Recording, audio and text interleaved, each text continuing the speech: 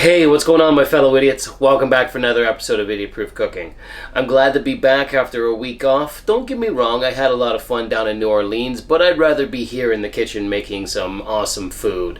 I really missed making and filming episodes for a week, so I'm glad to be back at it.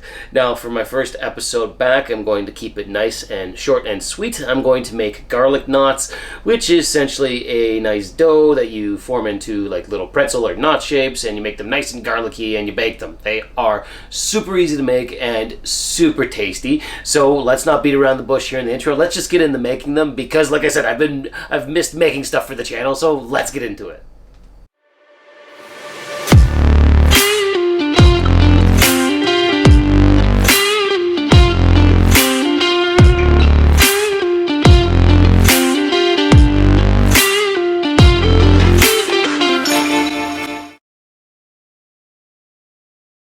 Alright, so we first got to make the dough for our garlic knots, and we're going to do it in our stand mixer. So start off by adding in 1 1/3 cups of warm water to the bowl of your stand mixer. I had mine heated to about 110 degrees Fahrenheit, and then add in 2 1/4 teaspoons of dry active yeast.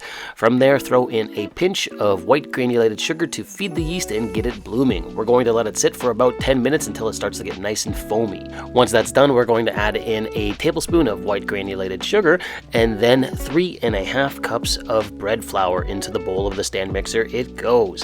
Next in is some kosher salt, a teaspoon of it to be specific, and then to make the garlic knots garlicky, we're going to add in a tablespoon of garlic powder. I'm also going to add in a tablespoon of dried oregano, and then last but not least, 2 tablespoons of olive oil. From there, I'm going to affix the bread hook attachment on our stand mixer, and we're going to mix this all together for the next 7 to 10 minutes until you get a nice, smooth, and supple and combined dough. It's going to look something like that. Look at that. Perfectly hydrated, nice and workable. So all we're going to do now is just knead the dough for another minute or so, just really to make sure that the gluten structure is nice and developed.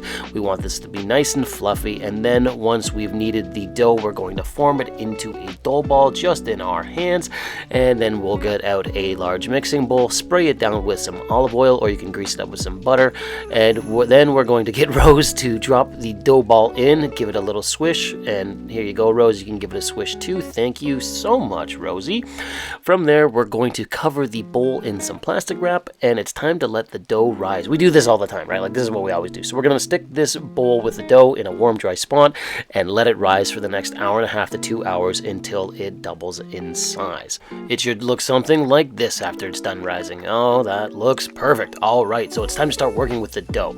It smells nice and garlicky. All right, so just quickly deflate the dough and then scoop it out and throw it on your work surface. Now we're just going to roll the dough into a rough log shape and then flatten it out because we're going to cut strips off of the dough to roll out. So I'm just going to cut off like 1/2 inch thick strips here, and from there we're just going to roll the dough in our hands just to smooth it out a little bit, and then we're just going to fold it into a pretzel or knot shape, just like this. As you can see, just make it into a knot that kind of looks like a pretzel, and that's a garlic knot. So just throw it on a parchment lined baking sheet. Oh, JP has come to inspect.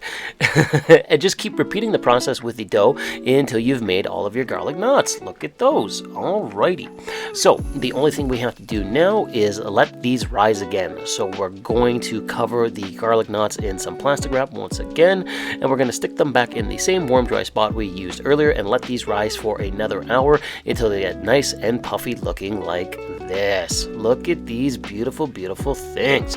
All right, now we're going to cover these in some butter and some more garlic to make them extra garlicky. So I have a 1/2 cup of melted salted butter, and I'm going to throw in 4 to 5 cloves of garlic and mix that around. And then I'm also going to grate in some freshly grated parmesan, a good amount of that.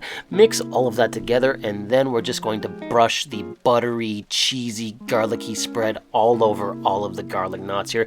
Make sure they're all nice and covered. Oh, these smell amazing. Alright, so preheat your oven to 400 degrees Fahrenheit, and we're going to bake these garlic knots for the next 20 to 25 minutes until they come out nice and cold and brown and puffy looking like that. Oh man, they smell so garlicky and they smell so good.